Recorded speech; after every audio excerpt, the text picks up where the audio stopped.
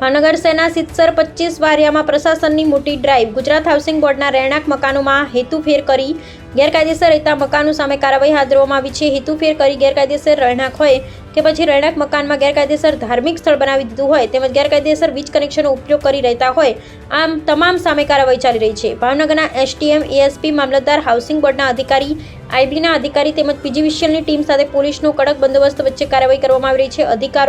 અધિકારીનું કહેવું છે 50થી વધારે રહેણાંક વસાહત એવી છે કે જે અમારા દ્વારા નોટિસ આપવામાં આવશે. 25 વાળા વિસ્તારમાં અમારી પાસે માહિતી હતી કે રહેણાંક હેતુ જે નોન સેલેબલ પ્લોટ અને મકાન જે ગુજરાત હાઉસિંગ બોર્ડ દ્વારા ફાળવેલા છે તેમાં ઘણા લોકો દ્વારા હેતુફેર કરીને તેનો વાણિજ્યિક હેતુ માટે, ધાર્મિક હેતુ માટે, અલગ અલગ હેતુઓ માટે ઉપયોગ કરવામાં આવતો હોય.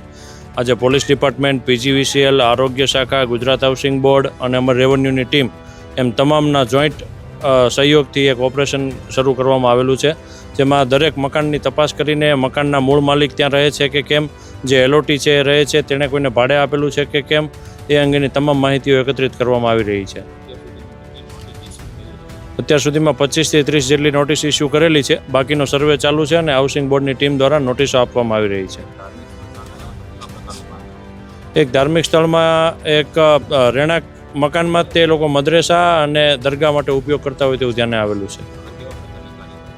જે કોઈ પણ લોકોનું આવો શરતભંગ અથવા તો બીજા હેતુફેર માટે જે કોઈ પણ નોટિસ પછી પુરાવા રજૂ કરશે અને એના આધારે અમે નક્કી કરીશું કે શરતભંગ થાય છે કે કેમ, અને એના આધારે હાઉસિંગ બોર્ડ દ્વારા જો જરૂર પડે તો મકાન સીલ કરવા સુધીની કાર્યવાહી કરીશું.